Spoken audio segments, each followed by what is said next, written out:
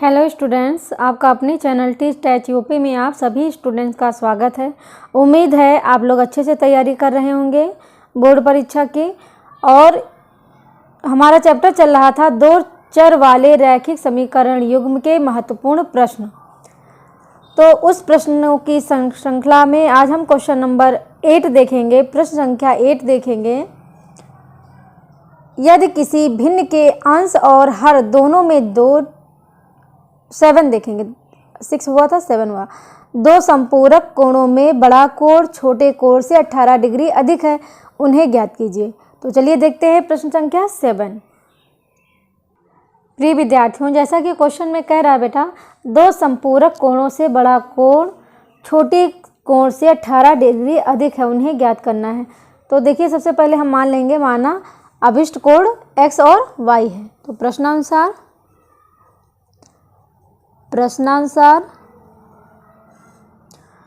देखिए, कह रहा है कि दो संपूरक कोणों में बड़ा कोण छोटे कोण से 18 डिग्री अधिक है। ठीक, तो संपूरक कोण आप जानते हो कि कितना होता है, दो कोणों का योग 180 अंश होता है। ठीक, इसको मान लीजिए समीकरण नंबर 1। क्वेश्चन में कह रहा है कि दो संपूरक कोणों में बड़ा कोण छोटे कोण से 18 अधिक है, मतलब x बराबर y प्लस 18। इसको बना लीजिए समीकरण नंबर 2। ठीक, अब x का मान जो उठा के समीकरण 1 में रख देंगे। x का मान समीकरण 1 में रखने पर तो देखिए, जहाँ x है तो वहाँ पे रख देंगे y प्लस 18 और ये प्लस y है बराबर 180।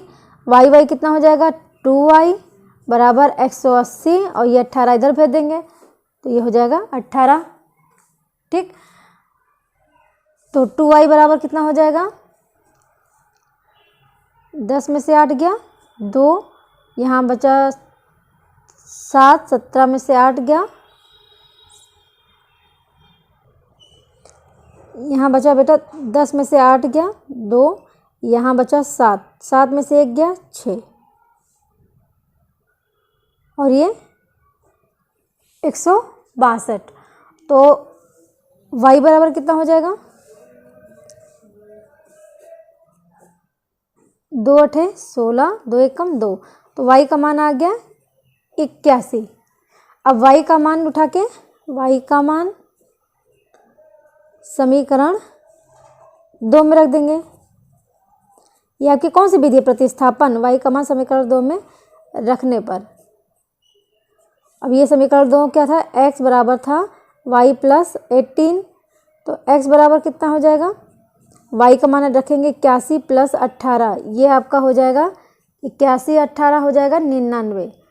तो लिख सकते हो, अतः यहाँ पे लिखेंगे, अतः अभिष्ट कोण 99 अंश तथा 81 अंश है। बस यही आपका आंसर हो गया। अब नेक्स्ट क्वेश्चन देखते हैं बेटा। अब देखेंगे प्रश्न संख्या 8। यदि किसी भिन्न के अंश और हर दोनों में 2 जोड़ दिए जाएं तो वह 9/11 हो जाती है। यदि अंश और हर दोनों में 3 जोड़ दिया जाए तो वह 5/6 हो जाती है। वह भिन्न ज्ञात कीजिए। तो चलिए देखते हैं क्वेश्चन नंबर 8। तो प्यारे बच्चों, मैंने क्वेश्चन ये बताया हुआ है आपको, तो ये दोबारा मैं बता रही हूँ इसमें। तो माना भिन्न का अंश मान लेंगे x और हर मान लेंगे y। इसमें क्या करते थे, अभिष्ट भिन्न क्या लिखते थे, मान लेते थे x अपान y। तो अब प्रश्नानुसार देखते हैं। प्रश्नानुसार पहली शर्त क्या दी है, पहली शर्त के अनुसार कह रहा है एक भिन्न के अंश और हर में 2 जोड़ा जाए। मतलब अंश में 2 जोड़ा जा रहा है और हर में भी 2 जोड़ा जा रहा है। तो मान कितना हो जा रहा है, 9/11। ठीक, अब इस त्रिया गुणा कर लेते हैं। जब त्रिया गुणा करेंगे तो ये हो जाएगा आपका 11x प्लस 2 बराबर 9y प्लस 2। ठीक, ओपन करेंगे, 11x प्लस 22 बराबर 9y प्लस 9 दूनी 18। सब इधर ले आएंगे, 11x प्लस 22, इधर आएगा -9y और ये हो जाएगा माइनस का 18 बराबर 0। यहाँ क्या हो जाएगा 11x माइनस 9y और यहाँ माइनस का 18 है, यहाँ 22 में से 18 गया, कितना बचा 4। तो यहाँ पे हो जाएगा आपका प्लस का 4 बराबर 0। तो 11x माइनस 9y, 4 को इधर भेज देते हैं, ये हो गया माइनस का 4। इसको बना लेते हैं समीकरण नंबर 1। ठीक, ये आपकी पहली शर्त से निकल आया। अब द्वितीय शर्त क्या कह रहा है, लिखेंगे द्वितीय शर्त से या दूसरे शर्त से कह रहा है यदि भिन्न के अंश व हर में 3 जोड़ा जाए तो वो 5/6 हो जाती है। तो अंश में भी 3 जोड़ा जा रहा है और हर में भी 3 जोड़ा जा रहा है, तो आपका हो जा रहा है 5/6। इसको भी 3 गुणा कर देंगे तो ये हो जाएगा 6x plus 3 equal to 5y plus 3। ठीक है, ओपन करेंगे 6x प्लस 6 18 बराबर हो जाएगा 5y प्लस 5 15। ठीक, अब इसके बाद क्या हो जाएगा बेटा 6x प्लस 18, इसको सारा इधर ले आएंगे तो हो जाएगा 5y माइनस का 15 बराबर 0। तो 6x माइनस 5y, 18 में से 5 गया, कितना हो गया 3, तो ये हो जाएगा प्लस का 3 इक्वल टू 0। तो 6x माइनस 5y, 3 को इधर भेज देंगे तो ये हो जाएगा -3। इसको बना लेंगे समीकरण नंबर 2। ठीक, अब हम दोनों समीकरण में देखिए, पहला समीकरण है 11x minus 9y equal to minus का 4। अब दोनों समीकरणों को हल करना है। ठीक, अब देखिए हमने एक चीज़ बोला था, जब दो समीकरण को हल करना हो तो क्या करते हैं, दोनों को चाहे x का मान सेम करते हैं चाहे y का मान सेम करते हैं, कुछ गुणा करके। ठीक, अगर हम समीकरण 1 में, इधर देखिए ये समीकरण 1 में अगर हम इसको 5 से गुणा कर दें तो ये हो जाएगा 11 × 5 = 55। ठीक, और फिर इसका हो जाएगा 11 × 9 = 99 हो जाएगा। ठीक, अब अगर हम समीकरण 2 को जो है 9 से गुणा कर दें तो क्या हो जाएगा, देखिए अगर 5 से करेंगे तो 5 × 9 = 45 हो जाएगा, 9 से करेंगे तो ये 9 × 5 = 45 हो जाएगा। तो हम यहाँ पे लिखेंगे क्या, देखिए लिखेंगे समीकरण 1 को 5 से तथा समीकरण 2 को 9 से गुणा करने पर अब देखिए जब हम करेंगे 5 से गुणा तो हो जाएगा 11 × 5 = 55x माइनस 45y बराबर 5 × 20 माइनस का 20। इसको बना लीजिए समीकरण नंबर 3। ठीक, अब इसको करेंगे 9 × 6 = 54x माइनस 9 × 5 = 45y बराबर 9 × 3 = 27। ये हो गया समीकरण नंबर 4। ठीक, अब समीकरण 3 में से 4 घटा देंगे तो देखिए इधर जब घटाएंगे तो चिन्ह बदल जाएंगे, ये माइनस हो जाएगा, ये प्लस हो जाएगा, ये क्या हो जाएगा आपका प्लस। ठीक, अब देखिए 55x में से 54x हो गया तो x बचा, प्लस माइनस का ये कैंसिल हो गया। अब 27 में से 20 गया तो कितना हो जाएगा 7। तो यहाँ मान मिल गया, देखिए इधर यहाँ 7 हो गया, x बराबर मिल गया आपको 7। अब x का मान समीकरण 2 में रख देंगे। यहाँ पे x का मान समीकरण 2 में रखने पर, अच्छा क्वेश्चन है, एग्जाम में आ सकता है इस टाइप से क्वेश्चन। तो यहाँ पे हो जाएगा 6 × 7 माइनस 5y बराबर माइनस का 3 माइनस का 5y बराबर हो जाएगा माइनस का 3 और ये सक्षम हो जाएगा 42। तो इधर आएगा तो माइनस का 42 हो जाएगा। ठीक, अब देखिए माइनस 5y बराबर 3 × 2 = 5,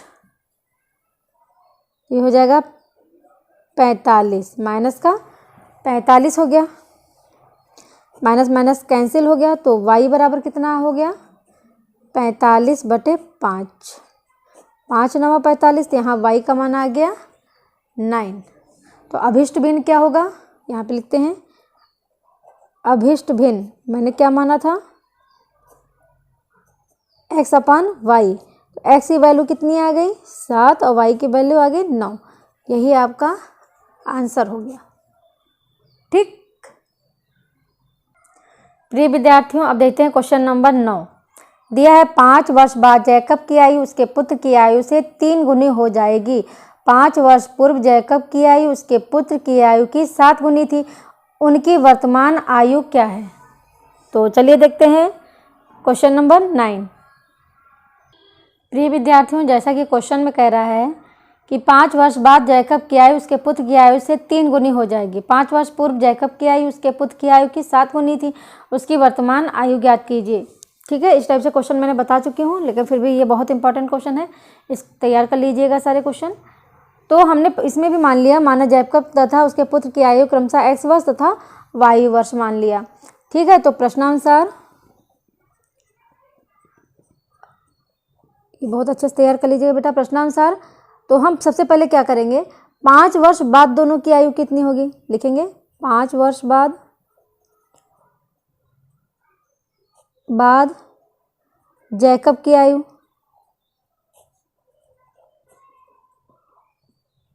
तो हमने मानी है x, तो ये हो जाएगा x + 5 हो जाएगा।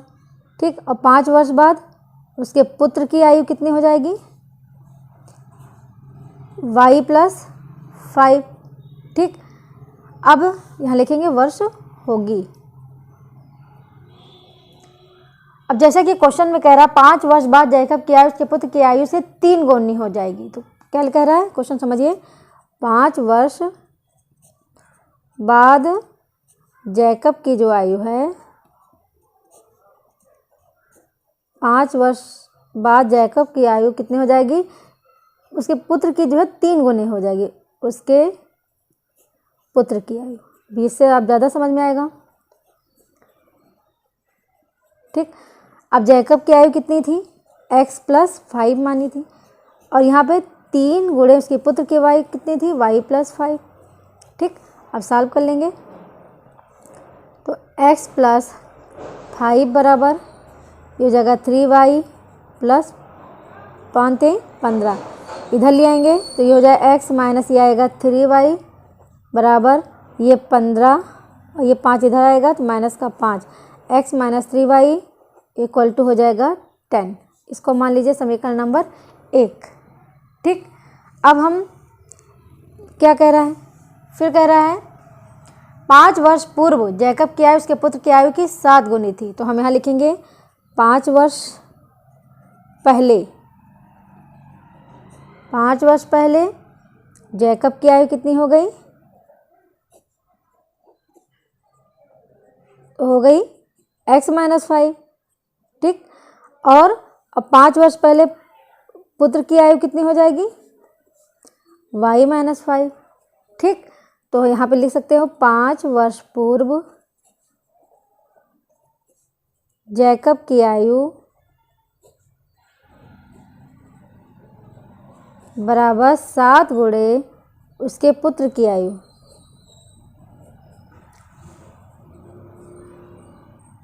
ठीक, तो जैकब की आयु कितनी थी, x - 5 5 वर्ष पूर्व, इधर हो जाएगी 7 गुणे, यहाँ हो जाएगा y - 5। ठीक, अब इसको थोड़ा सॉल्व करते हैं। x - 5 बराबर 7y - 7 × 35, x इधर आएगा 7y = माइनस का 35 प्लस का 5, तो ये कितना हो जाएगा, x - 7y = माइनस का 30। इसको बना लीजिए समीकरण नंबर 2। ठीक, अब हम समीकरण 1 से हम क्या करेंगे, x का मान निकालेंगे। देखिए समीकरण 1 से, तो समीकरण 1 क्या था आपका, x - 3y = 10। तो x बराबर कितना हो जाएगा, 10 - 3y। ठीक, अब ये x का मान उठा के समीकरण 2 में रख देते हैं। तो यहाँ पे लिखेंगे x का मान समीकरण 2 में रखने पर, x का मान समीकरण 2 में रख देंगे। तो अब देखिए समीकरण क्या है आपका, x - 7y 7y equal to था माइनस का 30, तो x बराबर क्या, यहाँ मान रख देंगे 10 माइनस 3y। ठीक है, यहाँ पे कितना है माइनस का 7y बराबर माइनस का 30। ठीक, 10 ये माइनस माइनस प्लस होता है लेकिन लिखते माइनस में है, तो 10 माइनस 7 3 10y बराबर हो जाएगा माइनस का 30। ठीक, अब देखिए बेटा, देखिए यहाँ से हमने क्या किया, x का मान निकाला तो ये 10 हो गया, ये माइनस इधर आएगा प्लस हो जाएगा, इसलिए थोड़ा कंफ्यूज हो रहा था। प्लस यहाँ पे हो जाएगा प्लस का y। ठीक, ये लाइन कैंसिल कर देते हैं। तो अब देखिए बेटा कितना हो जाएगा 10, अब माइनस 7 में से 3 गया तो हो जाएगा minus 4y equal to minus का 30, और माइनस 4y बराबर कितना हो जाएगा, माइनस 4y बराबर हो जाएगा माइनस का 30 और ये माइनस का 10। ठीक, और माइनस 4y बराबर माइनस का 40 और y बराबर 40 अपान, y बराबर कितना हो जाएगा 40 अपान 4 हो जाएगा 10। तो y का मान कितना निकल आया 10। ठीक, अब आगे देखते हैं। अब इस y का मान क्या करेंगे, लिखेंगे y का मान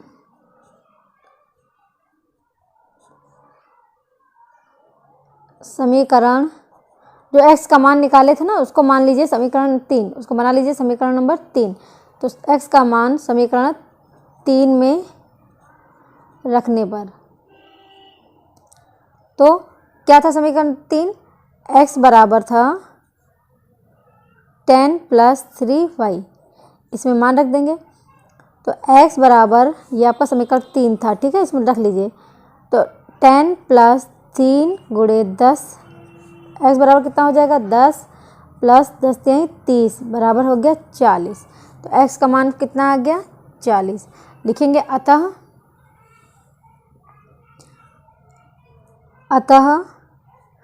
रैखिक समीकरण युग्म x माइनस 3y बराबर 10 तथा x माइनस 7y बराबर माइनस 30 होगा। और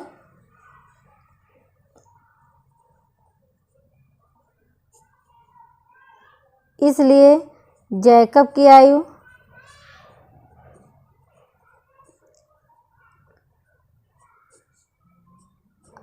क्या माना था x, ये हो गई आपका 40 वर्ष, और पुत्र की आयु क्या हो जाएगी, माना है y, ये हो जाएगा आपका 10 वर्ष।